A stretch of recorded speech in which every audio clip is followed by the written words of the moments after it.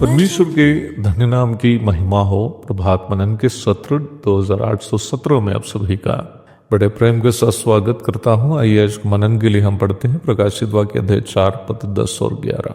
तब 2400 प्राचीन सिंहासन पर बैठने वाले के सामने गिर पड़ेंगे और उससे जो युगानुयुग जीविता है प्रणाम करेंगे, और वे अपने अपने मुकुट सिंहासन के सामने ये कहते हुए डाल देंगे, हे हमारे प्रभु और परमेश्वर, तू ही महिमा और आदर और सामर्थ के योग्य है, क्योंकि तू ही ने सब वस्तु सृजी और वे तेरी ही इच्छा से थी और सृजी गई है।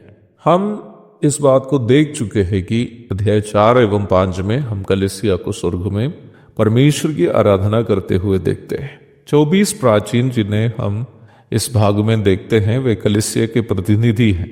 प्रेरित एवं भविष्यद्वक्ताओं की नींव पर, जिसका कोने का पत्थर स्वयं प्रभु यीशु मसीह है, बनाई गई कलीसिया को प्रेरित एवं भविष्यद्वक्ताओं के समय की बात अगुवाई करने वाले प्राचीन गण अथवा एल्डर्स है, जिन्हें रखवाले अथवा पास्टर्स भी कहते हैं।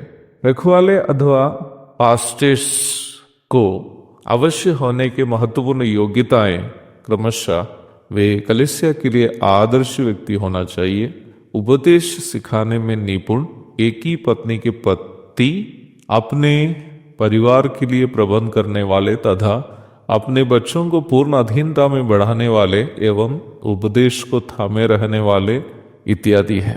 पहला तीमुथियुस अध्याय 3 की 1 से 7 तक, तीतुस अध्याय की 5 से 9 तक, पहला पत्रस अध्याय 5 की 3 आदि पढ़िएगा, पद 2, 3 आदि पढ़िएगा।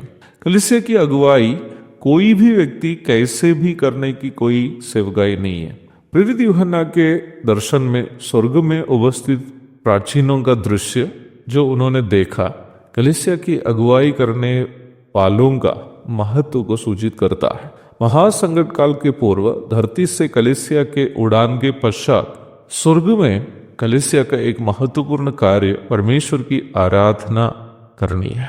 पढ़े गए भाग में हम देखते हैं कि जब करूबे परमेश्वर को पवित्र पवित्र पवित्र करके प्रभु की त्रिएकता की याद करते हुए उनकी आराधना करते हैं, तब 24 प्राचीनों का दल अथवा कलीसिया अपने मुकुटों को सिंहासन पर विराजमान प्रभु के आगे गिरा देते हैं। इस स्वर्गीय आराधना में वे 4 महत्वपूर्ण बातों की याद करते हुए प्रभु की आराधना करते हुए हम देखते हैं। पहली बात, कलीसिया ये अंगीकार करती है कि यीशु मसीह ही उनका प्रभु अथवा स्वामी और यीशु मसीह ही उनका एकमात्र परमेश्वर है। उद्धार पाने के लिए एक व्यक्ति को संसार में भी यही करना है। रोमी 10 की 9। इसका मतलब स्वर्ग में कलीसिया उनको मिला हुआ उद्धार की याद करते हुए प्रभु की आराधना करेगी। दूसरी बात, परमेश्वर को महिमा और आदर और सामर्थ्य को पाने का एकमात्र हकदार कहते हुए कलीसिया उनकी तारीफ कर रही है।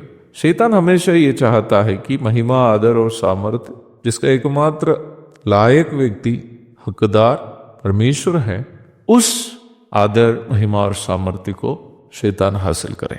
ये शैतान की इच्छा है।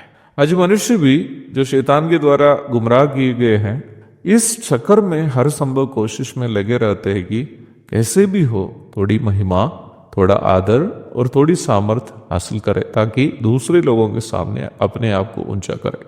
अवश्य याद रखे प्यारो, खुद को ऊंचा करने का हर प्रयास शैतान के स्वभाव को अपने जीवन में लागू करना है, परंतु अपने जीवन के द्वारा प्रभु को ऊंचा करने की हर कोशिश आराधना है, जिससे परमेश्वर प्रसन्न होता है। अपने मुकुटों को जो प्रभु के लिए संसार में किए गए कार्यों के लिए मसीह के न्यायासन में कलीसिया हासिल करेगी, उसे प्रभु के ही सामने गिराकर कलीसिया ये कहते हुए प्रभु की आराधना करेगी कि है प्रभु, जो भी पुरस्कार हमने हासिल किया है उसका भी श्रेय केवल आपको ही मिले। तीसरी बात आराधना के दरमियान कलीसिया जो याद करती है वो यह है कि प्रभु परमेश्वर सृजनहार है अथवा सृष्टिकर्ता है। सृष्टि का ये दायित्व है कि वह सृष्टिकर्ता की आराधना करे और महिमा करे। चौथी बात प्रार्थना में शामिल यह है कि हर एक सृष्टि को, जिसमें मनुष्य भी शामिल है, परमेश्वर ने अपनी इच्छा के अनुसार सृष्टि की ताकि वे परमेश्वर की आराधना करें। सृष्टिकर्ता परमेश्वर की आराधना सृष्टि का केवल जिम्मेदारी ही नहीं बल्कि सृष्टि का जीवन तभी सार्थक हो जाता है जब जिस उद्देश्य के लिए उसकी सृष्टि हुई है, उस उद्देश्य जो परमेश्वर की इच्छा है, उस इच्छा के अनुसार सृष्टि परमेश्वर की आराधना करें। परमेश्वर की सृष्टि के रूप में जब हम प्रभु की उपस्थिति में बैठकर उनकी आराधना करते हैं, उस समय हमारा जीवन पूर्णतया सार्थक तथा धन्य हो जाएगा। एक और शुभ दिन की धन्य कामनाओं के साथ आज का मनन यहाँ समाप्त करता हूँ। प्रभु आप सबको आशीष दे। आमीन।